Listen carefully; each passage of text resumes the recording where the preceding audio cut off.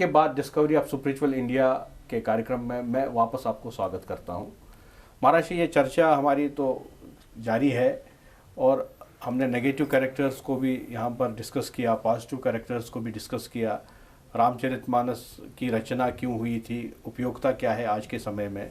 अब यहाँ पर हम महाराज जी ये आपसे जानना चाहेंगे कि जो रामचरितमानस ओवरऑल रामचरितमानस है, अब आज का जो यूथ है, यूथ को रामचरितमानस से अब एक एक्सट्रैक्ट समझना है। उनके पास टाइम बहुत कम है, वो तो कुछ सेकंड में ही इंफॉर्मेशन चाहते हैं, आईपैड से, स्मार्टफोन से, यूट्यूब से।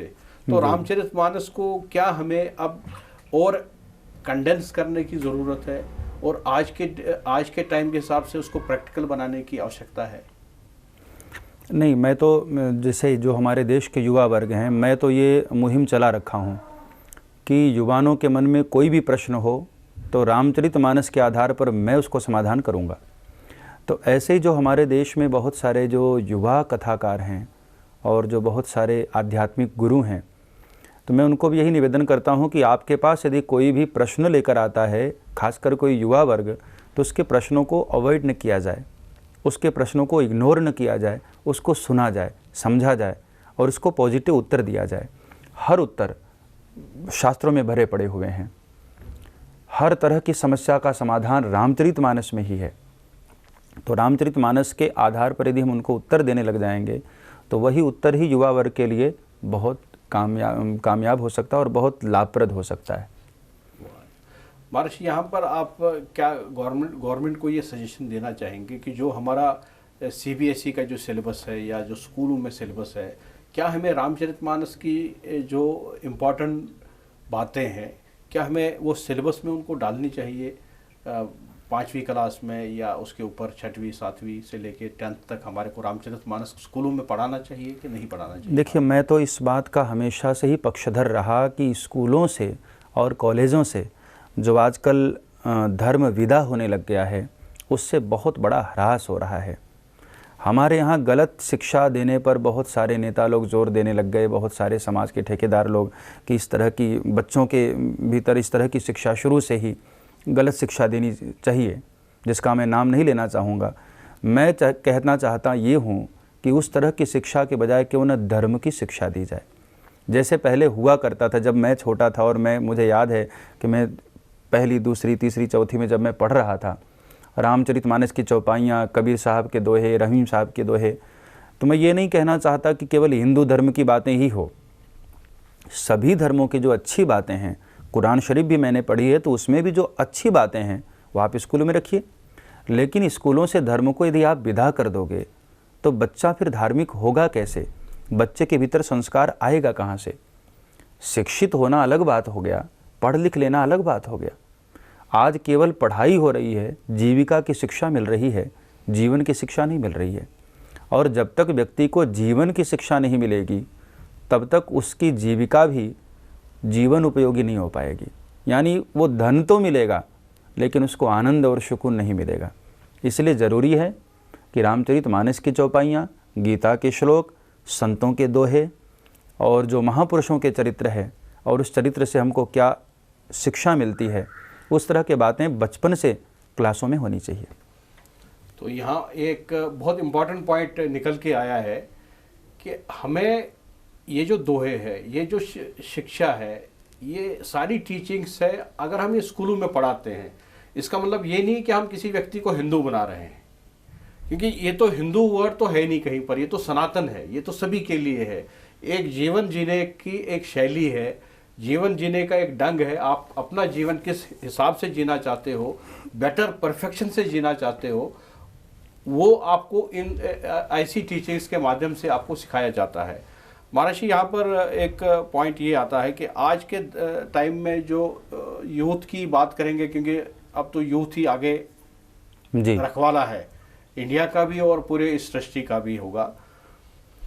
यूथ की जब बात करते हैं तो जैसे आपने भी चर्चा में कहा है कि यूथ ऐसा नहीं है कि वो नास्तिक है जी। कम से कम जो भारत का यूथ है वो नास्तिक नहीं है, वो धर्म पर उनकी आस्था है। वो मंदिरों में भी जाते हैं, महापुरुषों के चरणों में भी जाते हैं, सब जगह जाते हैं, लेकिन कहीं ना कहीं उनको जाने के बाद में एक डिसअपॉइंटमेंट होती है। वहाँ जाने के बाद मेरे को ये लगता है कि यार मैं कहाँ आया हूँ, क्या मैं यहाँ पर इस मंदिर में इसलिए आया था कि यहाँ पर वो दक्षिणा में मुझे यहाँ 100 रुपये चढ़ाने हैं, यहाँ मुझे 500 रुपये चढ़ाना है, या ज़बरदस्ती मेरे को बिठा रहे हैं, तो मैं इस पर्पज़ से आया था, या मैं अपनी शादी यहाँ प्राप्त करने के लिए आया था।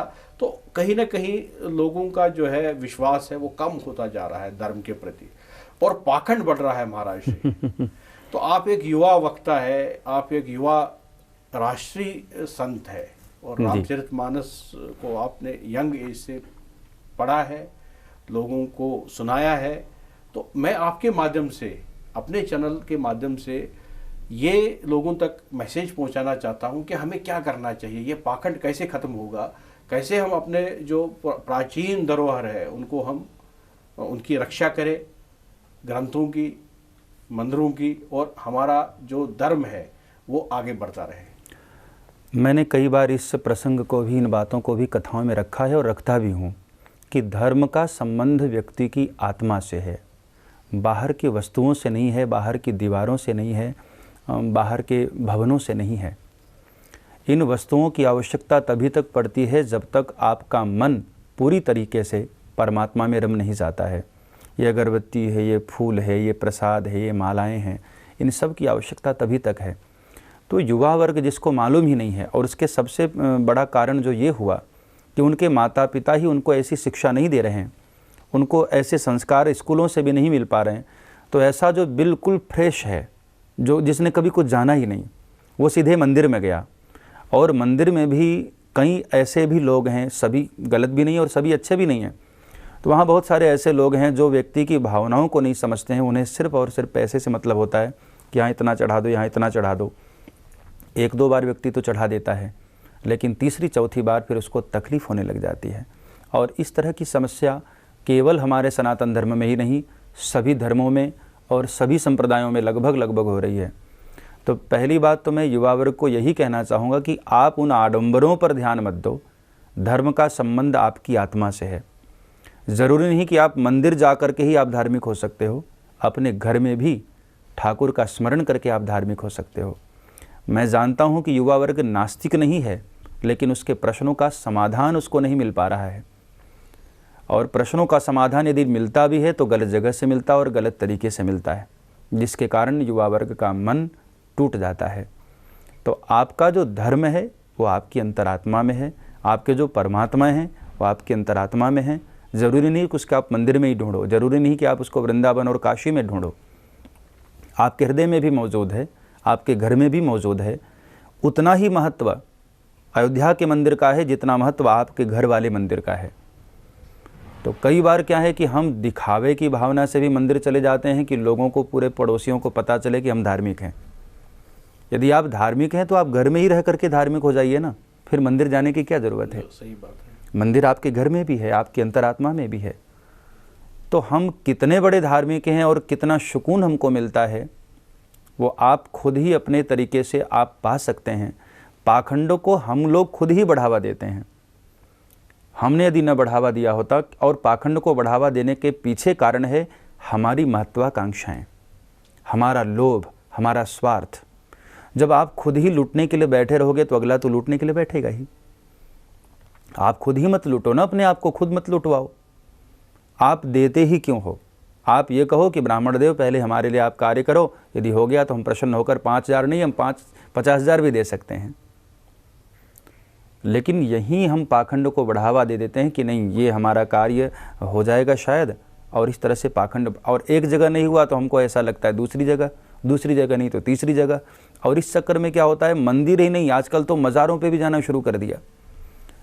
एक ही जगह नहीं, यहाँ पता चल जाए कि सालासर वाले हनुमान जी ज़्यादा दे देते हैं तो रास्ते के 25 हनुमान जी पड़ेंगे तो हम उनको इग्नोर कर देते हैं, वहीं पहुँचेंगे जहाँ मिलता है। सही बात है।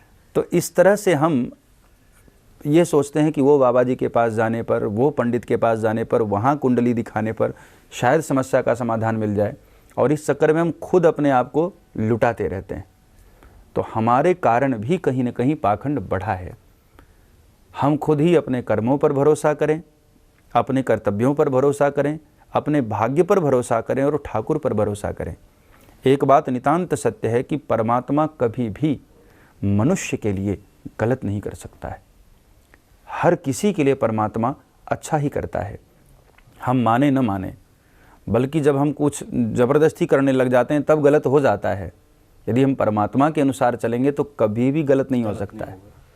ये नितांत सत्य। इसलिए युवा वर्ग को चाहिए कि ऐसे पाखंड से बच करके अपनी अंतरात्मा में ही धर्म को ढूंढने का प्रयास करें। तो हमें पूरा आशा है कि आपको बहुत ही अच्छा लगा होगा आज की ये चर्चा जो हमने बापूजी के साथ की।